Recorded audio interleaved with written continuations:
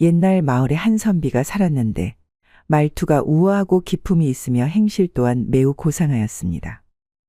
그는 일찍이 아내를 여의고 아들과 며느리와 한 집에서 살고 있었는데 아들 내외는 아버지를 극진히 모시며 효도하며 살았고 집안의 화목함은 온 동네에 소문이 날 정도였습니다. 그러던 어느 날 과객이 찾아와 하룻밤만 묵고 가게 해달라고 청했습니다.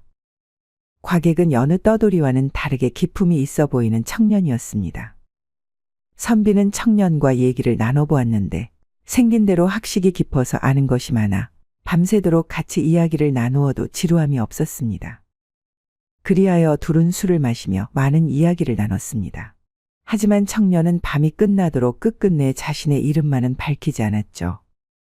그날 이후로도 청년은 몇 차례 더 찾아왔고 그와 얘기를 나누는 것을 좋아하던 선비는 그때마다 꼭 하룻밤 묵어가라며 청년에게 권했습니다. 선비는 뜻이 맞는 그와 밤새 얘기를 나누는 것이 무엇보다 즐거웠기 때문이었죠. 그러던 어느 날 청년이 선비의 집을 또 찾아왔습니다.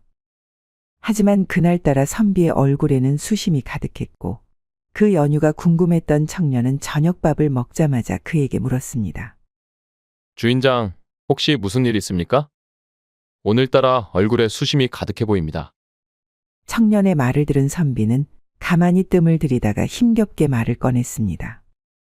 이런 말 하기는 송구스럽지만 아무래도 오늘 밤 집안에 사람이 죽어나가는 일이 일어날 것 같습니다.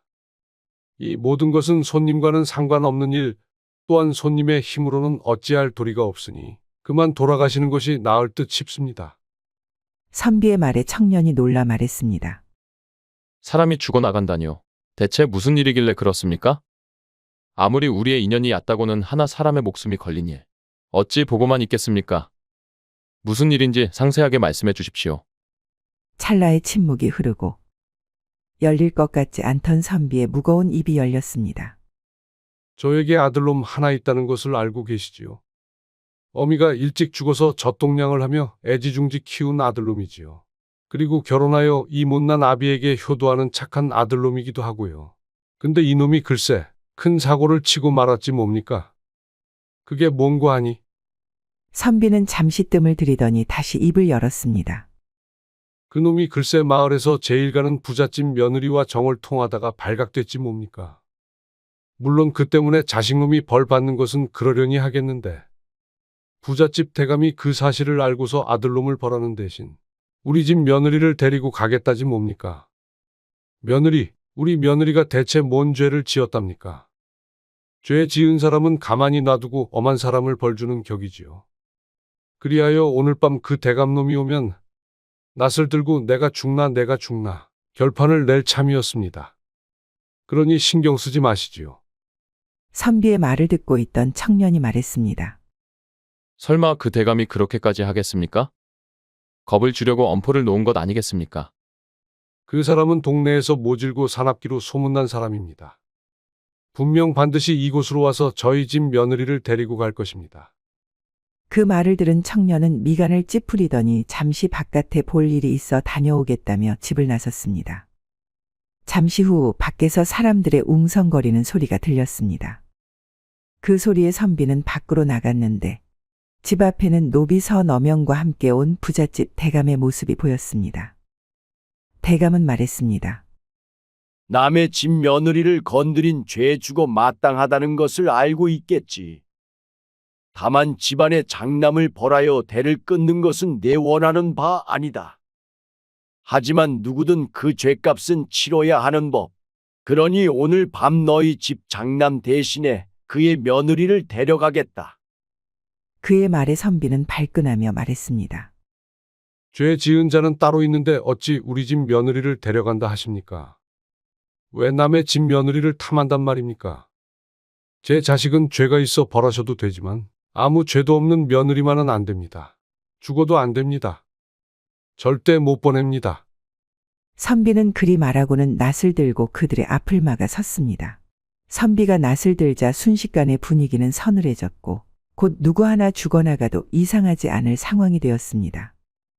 사실 선비의 며느리는 마을에서 제일 가는 미모를 가진 여인이어서 많은 남정네들이 그녀에게 연정을 품고 있었습니다. 대감 역시 그들과 마찬가지였는데 품고 싶어 하던 여인의 남편이 자신의 며느리와 놀아나자 남편을 벌하는 대신 그 며느리를 취해야겠다고 생각한 것이죠. 그래서 말도 안 되는 일을 꾸몄던 것입니다. 그때 사라졌던 선비가 어느샌가 대감 앞으로 다가와 나지막한 목소리로 말했습니다. 암행어사 출두야. 그의 말이 끝나기가 무섭게 바깥에서 수많은 포졸들이 대감네 일행을 에워쌌고 당황한 대감과 노비들은 어쩔 줄 몰라 우왕좌왕하고 있었습니다.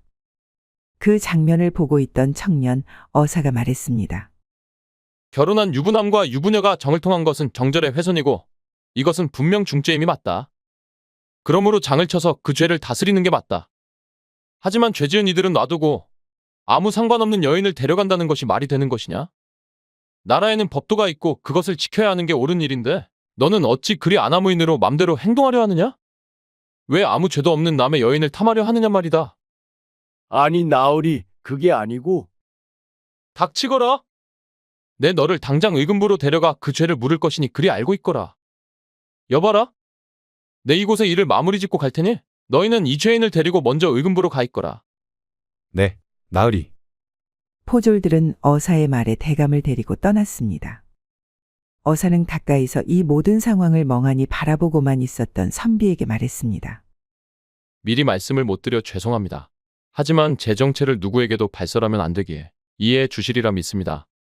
그리고 그동안 떠돌이로 변장하여 이 마을, 저 마을을 다녔는데 이곳에서 만난 주인 어른의 보살핌에 감동하여 이렇게 나서게 되었습니다. 부디 그동안의 은혜를 갚으려는 저의 행동이니 너무 개의치 말아 주시기 바랍니다. 어사의 말에 선비는 고개를 숙이며 송구스럽다는 듯 말했죠. 아닙니다, 어사님. 제가 오히려 더 감사하죠. 이 은혜 평생 잊지 않겠습니다. 헌데 저 대감은 이제 어찌 되는 것입니까? 만약 죄가 없는 것으로 밝혀져 다시 돌아온다면 보복할까 두렵습니다. 선비의 말을 들은 어사는 말했습니다. 사실 저자에 대한 고발문이 많이 올라와서 예의주시하고 있던 참이었죠. 이번만 해도 강상죄에 해당하는 사례인데 만약 그것이 사실로 밝혀진다면 아마 2번 다시 고향 땅을 밟지 못할 것입니다. 그러니 보복에 대한 우려는 염려치 마십시오. 어사는 그 말을 끝으로 의금부로 향했습니다. 그리고 의금부로 돌아가 대감의 죄를 물어 유형으로 다스렸고 결국 대감은 먼 곳으로 귀양 가서 다시는 고향 땅을 밟지 못했다고 합니다. 분명 어사의 판결도 공정하지 못했습니다. 은혜를 갚는다는 이유로 간통한 남녀를 놔두고 대감의 죄만 묻는 것은 안 될 일이죠. 하지만 당시 양반네들에게 당한 평민들의 관점에서는 속 시원한 판결이었음을 부정할 수는 없을 것입니다. 이상 야담설화였습니다. 구독과 좋아요, 알람 설정 부탁드리겠습니다. 감사합니다.